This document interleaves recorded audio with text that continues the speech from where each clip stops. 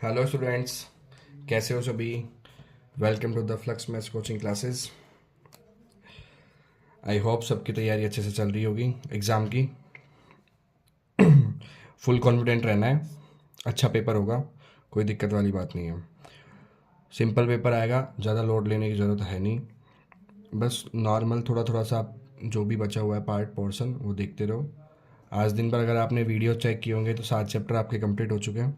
Chapter number 8 introduction to trigonometry, इसका मैंने एक अलग से वीडियो बेसिक का डाला हुआ है, तो आप वहाँ जाके एक बार उसको चेक कर लेना।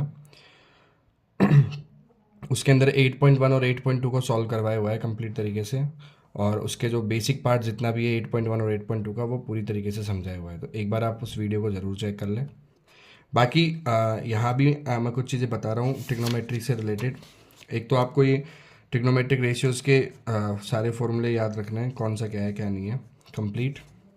ठीक है। इसके अलावा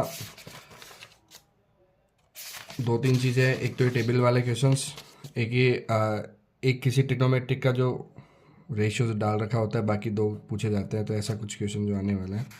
एक इसका एग्जाम्पल नंबर 2 चैप्टर का, ठीक है, एग्जाम्पल नंबर 2, और इसके साथ साथ एग्जाम्पल नंबर 5, ठीक है। और ज़्यादा कुछ भी नहीं, एक बार ये इसके ट्रू फॉल्स वगैरह देख लेना, जो फिल इन द ब्लैंक में क्वेश्चन आएगा उसको पूछा जा सकता है सीधा सीधा सा।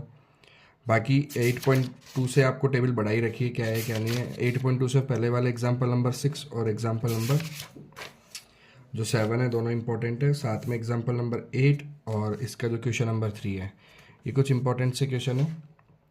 टेबल बनाना मैंने आपको डाल रखा है अलग से वीडियो, आप एक बार जाके उसमें चेक कर लेना कि ये टेबल कैसे बनानी है। आपको करना क्या है, जैसे आपको पेपर मिलता है तो आप नोटबुक पेपर जब आप वर्किंग कर रहे हो तो नोटबुक के पीछे आप एक बार टेबल ज़रूर बना लेना, जिससे क्या होता है कि एंगल्स का जो वैल्यू होती है उसमें कोई दिक्कत नहीं आती है।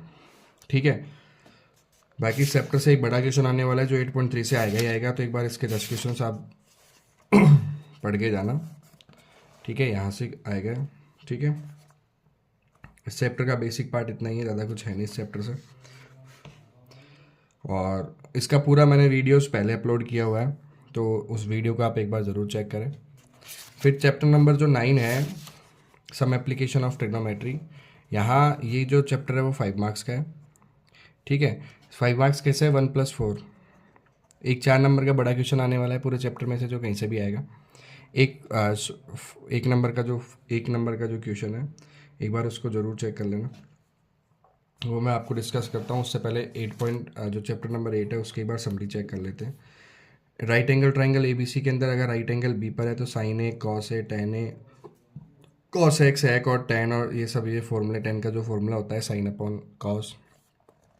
इसके अलावा if one of the trigonometric ratio in acute angle is non, the remaining trigonometric ratio of the angle can be easily determine. ठीक है, वैल्यूज़ आपको इन एंगल्स की दे रखी है यहाँ पे। इसके अलावा the value of sine A और cos A never exist one, एक से ज़्यादा कभी भी नहीं होती है। Where is the value of sec A और cosec A always greater than और इक्वल टू 1। ये लाइनें बिल्कुल पढ़ लेना, सीधे सीधे से एक नंबर में क्या पता पूछ ली जाए। 6 जो इसका पॉइंट है वो है साइन स्क्वायर ए, 3 आइडेंटिटी है, sine square A plus cos square equal to 1।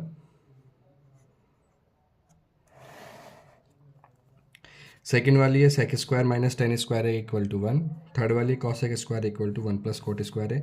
ये जो एंगल ए की वैल्यू है वो 0 से ग्रेटर देन इक्वल और 90 से छोटी, और कॉसेक के लिए 0 से ग्रेटर और लेस देन एंड इक्वल किसके लिए, 90 के लिए। तो एक बार ये चीज़ें कंप्लीट देख लेना।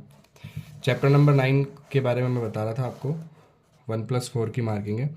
एक नंबर सीधे सीधे से आपसे पूछ लिया जाएगा। एक नंबर का कुछ पैटर्न है जो लास्ट 2 ईयर से जो चल रहा आ रहा है।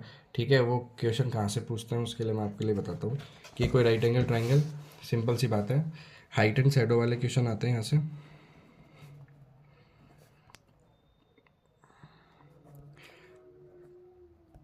हाइट एंड शैडो वाले क्वेश्चन किस तरीके से आते हैं, कोई भी ऑब्जेक्ट है उसकी हाइट ये होती है, ये ग्राउंड लेवल होता है, ये इसकी शैडो बनती है, और फिर पूछ लिया जाता है अगर हाइट और शैडो इक्वल है, इक्वल हाइट एंड शैडो,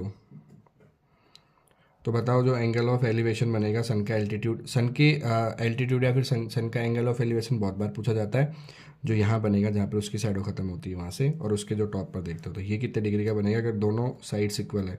तो ये दोनों, ये एंगल कितने का बनता है 45 का, ये 90 का, और ये भी कितना बनेगा 45 का। इस कंडीशन में आइसोस्केल राइट एंगल ट्राइंगल बनता है। तो आप एंगल कौन सा लिख के आओगे 45। कभी कभी इसी क्वेश्चन को इस तरीके से पूछ लिया जाता है कि हाइट जो है किसी भी ऑब्जेक्ट की जो हाइट है, हाइट इसको मानते हैं हम, ठीक है, शैडो ये होती है। अगर हाइट लास्ट जो क्वेश्चंस आए हुए हैं उसका कुछ पार्ट इस तरीके से कि अगर हाइट √3 टाइम है शैडो से,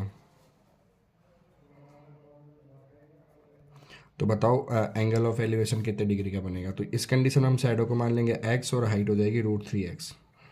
तब आप एंगल ऑफ एलिवेशन यहाँ लोगे तो यहाँ पे जो रेशियो आएगा वो 10 का आएगा। tan theta equal to perpendicular upon base, ये कट जाएगा, tan की वैल्यू 30। इसको आप लिखोगे tan theta equal to, direct नहीं करना है, इसको आप करोगे tan थीटा इक्वल टू √3 होती है tan 60 की वैल्यू। जब आप ट्रिग्नोमेट्रिक रेशियोज को कंप्लीट करोगे, कंपेयर करोगे तो यहाँ से थीटा की वैल्यू आ जाती है 60 डिग्री। ये 1 नंबर का इंपॉर्टेंट क्वेश्चन है, ये वाला और ये वाला, बार बार एग्जामिनर इसको पूछता है। उसके अलावा कुछ और क्वेश्चंस है जो इस तरीके से हैं कि एंगल ऑफ एलिवेशन किस किस के बीच में बनता है। तो एंगल ऑफ एलिवेशन जो बनता है लाइन ऑफ साइट और जो ग्राउंड लेवल है उसके बीच में। एक होता है एंगल ऑफ डिप्रेशन, जब आप ऊपर से किसी ऑब्जेक्ट को नीचे देख रहे हो तो, ठीक है, वो होता है एंगल ऑफ डिप्रेशन जो हॉरिजॉन्टल लेवल और लाइन ऑफ साइट के बीच में बनता है। एंगल ऑफ एलिवेशन और एंगल ऑफ डिप्रेशन किसी भी पॉइंट पर दोनों इक्वल होते हैं, क्योंकि हॉरिजॉन्टल लेवल और ग्राउंड लेवल जो होते हैं वो एक दूसरे के पैरेलल चलते हैं। तो ये वाला एंगल और ये वाला एंगल अल्टरनेट एंगल्स बनते हैं पैरेलल लाइंस के थ्रू, क्योंकि ये लाइन ट्रांसवर्सल हो जाती है। तो इस कंडीशन में जब एंगल ऑफ डिप्रेशन को सॉल्व करना होगा तो पहले आपको इसको एंगल ऑफ एलिवेशन मान के ही सॉल्व करना होगा, ठीक है। इसके अलावा आपको क्वेश्चन के अंदर ज़्यादा कुछ नहीं करना है। इस चैप्टर से जो भी क्वेश्चन आने वाला है, मैक्सिमम जो क्वेश्चन होते हैं वो 10 की फॉर्म में लेके सॉल्व किए जाते हैं। उसके अंदर हाइट और शैडो या फिर हाइट के बारे में या फिर उसकी डिस्टेंस के बारे में पूछ रखा होता है। बहुत कम चांसेस होते हैं कि क्वेश्चन के अंदर साइन और कॉस लगे, क्योंकि उसके अंदर हाइपोटेनस पूछी जाती है। हाइपोटेनस वाले जो क्वेश्चन होते हैं उसके अंदर या तो एक लैडर वाला क्वेश्चन है, ठीक है, लैडर के अलावा जो कुछ क्वेश्चन है वो स्लाइड वाले क्वेश्चन है, काइट की डोर वाले क्वेश्चन है, तो वो क्वेश्चन के अंदर ही केवल साइन और कॉस यूज़ होगा। बाकी सारे क्वेश्चन लगभग 10 से सॉल्व हो रहे हैं।